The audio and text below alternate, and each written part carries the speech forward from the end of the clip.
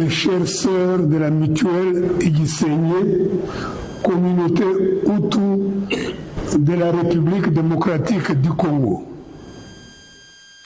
Ce 28 septembre 2025, il nous revient et il nous appartient d'en faire un grand jour et une date importante dans l'histoire de notre communauté, tant cette assemblée générale ordinaire se tient dans un contexte très difficile et très douloureux pour les personnes et les territoires Hutu et de manière générale pour la République tout entière que nous chérissons tous. C'est dans ce contexte que votre comité entre en fonction, non pour trouver une excuse à ne rien faire, mais plutôt pour comprendre les enjeux auxquels nous avons à faire face, être conscient des défis à relever, nous donner et nous doter de moyens conséquents, humains, matériels et financiers, pour faire gagner le Hutu et la nation congolaise. Lisons bien la Constitution. Jusqu'au 30 juin 1960, tous les habitants du Congo belge étaient des sujets belges. Et la Constitution du 18 février 2006, en son article 10, a défini le Congolais d'origine. Un Congolais d'origine, toute personne appartenant aux groupes ethniques dont les personnes et le territoire constituaient ce qui est devenu le Congo, présentement la République démocratique du Congo, à l'indépendance. Ainsi, la Constitution a mis fin à la danse des capris qui pensaient qu'il suffisait de traiter les Hutus d'étrangers pour qu'ils le deviennent. Aucun individu et aucune autorité n'ont pouvoir de donner la nationalité d'origine à un citoyen. Nous le sommes tous dès la naissance par notre appartenance à une ethnie bien identifiée du Congo. Voilà pourquoi l'ethnie est une valeur sûre, une valeur constitutionnelle et une valeur républicaine, une valeur d'identité et de notre appartenance à la nation congolaise. Une valeur qui nous permet de revendiquer notre place au sein de la nation et de déterminer notre contribution à la cohésion nationale, à l'unité nationale, à la paix, à la justice, au travail, au développement économique, à la grandeur des arts, métiers et artisanat. Voilà pourquoi nous devons célébrer notre ethnie, être fiers de ce qu'elle est et de tout ce qu'elle nous a donné et nous donnera encore, et de terminer une date de l'année pour cette célébration que nous voulons grande, belle, publique et solennelle.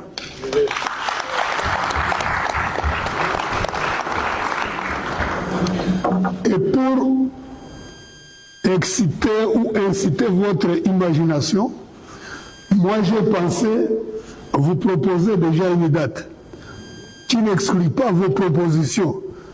La décision finale devant être prise le moment venu. Je propose pour le moment le 8 mai, date à laquelle un de nos compatriotes, Mobutu, premier prêtre avec Mahano de l'église catholique au Kivu, et devenu premier évêque à cette date, premier évêque noir, africain, congolais, dans le grand Kivu. C'était Moutou, c'était le 8 mai. Chers frères, chères sœurs, chers enfants et petits-enfants, en ce moment présent, mon devoir est de remercier du fond du cœur le comité sortant de mon frère Ézéchiel Sebouliri qui, contre vent et marée, a su nous maintenir en vie et la tête hors de l'eau. Je remercie encore mon frère pour avoir fait pleinement jouer au comité directeur ce rôle de commission électorale avec à la clé la réussite totale d'aujourd'hui. Mon frère Ézéchiel, la communauté sait ce qu'elle vous doit et en sera toujours reconnaissante. Je remercie enfin la communauté entière, celles ici présentes et celles vivant ailleurs, librement ou sous contrainte, mais qui est de cœur avec nous et dont le rêve inassouvi mais partagé par nous tous est de voir les Hutus vivre libre sur ces terres. Tout dévoué au développement dans la solidarité et la paix sous la protection quotidienne et perpétuelle de l'État congolais. Je remercie ceux qui relèvent que la tradition aujourd'hui reconnue était que la présidence revienne à Massissi. Mais compte tenu de la candidature du professeur, cette tradition pouvait être flexible.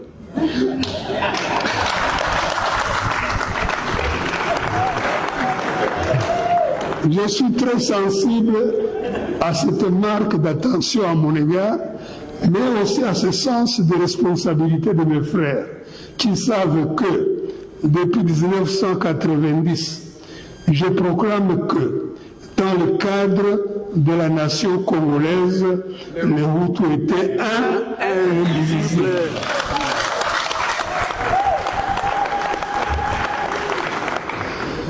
Je vous remercie, vous tous, qui m'avez fait confiance pour essayer de peser sur notre destin commun.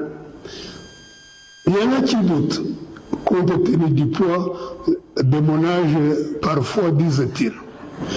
Perdant ainsi de vous que ce poids de l'âge est compensé par le poids de bénédiction dont nous avons été comblés tout au long d'une vie plutôt heureusement longue, mais toujours en cours et au service de tous.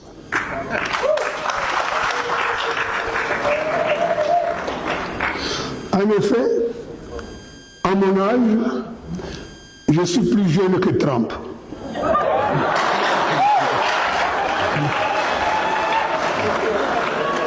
Au Malawi, Mutalika revient au pouvoir à 85 ans.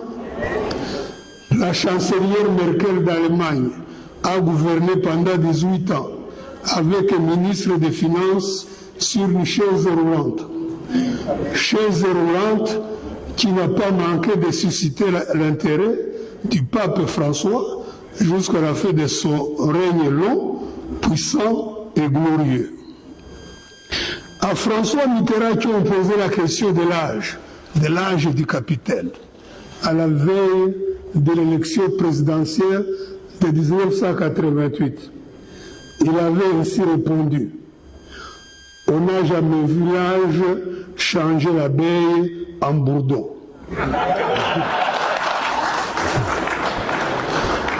Et Jean-Pierre Chevènement de conclure sur la question.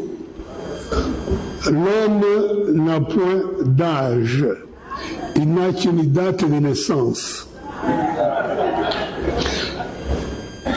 N'ayons pas peur de la chaise roulante, apprêtons-nous plutôt à l'acheter.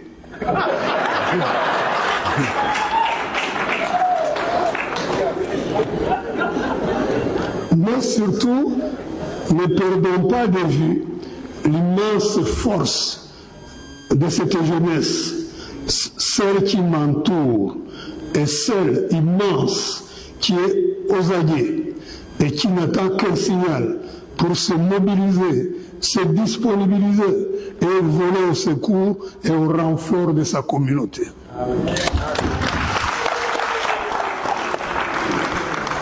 Les événements en cours, depuis la prise de Bunagana à ce jour, renseignent au quotidien que nous, les Hutus, comptons parmi les victimes directes et ciblées de toutes les violences et crimes commis, tels que le meurtre et assassinat, le déplacement massif des survivants, la famine et les maladies non diagnostiquées, et encore moins soignées, la fatigue, l'épuisement et la mort sur les routes, les sentiers et les chemins de la déportation et de l'exil, les discriminations, les exclusions et les stigmatisations haineuses, honteuses et auxquelles il faut mettre fin. Nous, descendants du Mohamed Daniel Ndeze Rugabo II, chef de la délégation des chefs coutumiers du Congo belge à l'exposition universelle de Bruxelles de 1958, de Marcel Bissoukiro, de Théodomir Nzamukwereka, de Gervais Bahizi, tous à la table ronde de Bruxelles de 60, compagnons de Kassavubu, de Lumumba, de Borikango, de Kalonji Mulopwe, de Tchombe et de tant d'autres. Là où tant d'autres n'étaient pas et ne pouvaient pas être sur le front de la liberté, devons relever toutes ces injustices et dénoncer cette perte de mémoire collective dans nos pensées, dans nos stratégies et dans nos actions pour constituer une force d'intervention rapide et éteindre les incendies, arrêter et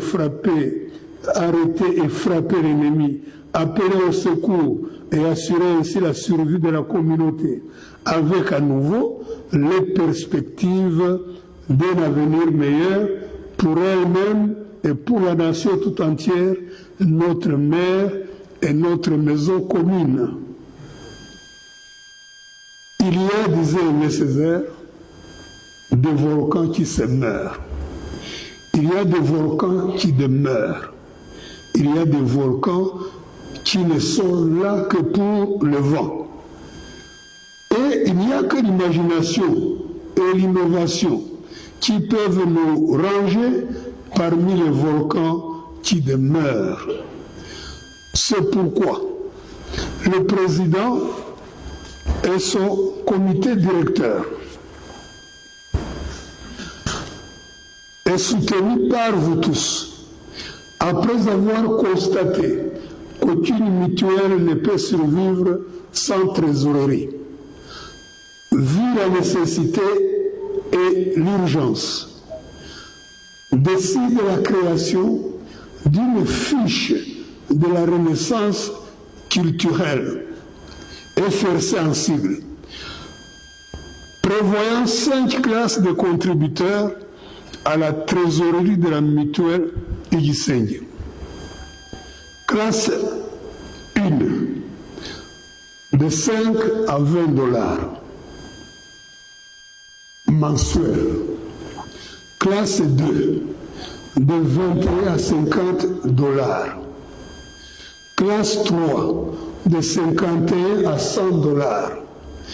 Classe 4, de 101 à 200 dollars.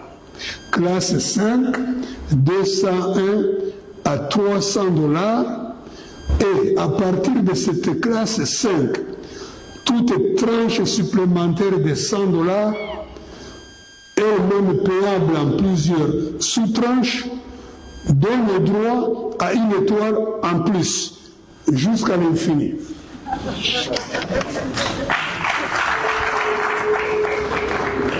Il est bien entendu que chaque jour, un membre peut monter de classe et multiplier ses étoiles, et un autre en perdre, selon l'évolution mensuelle de ses contributions à la trésorerie de notre chère mutuelle.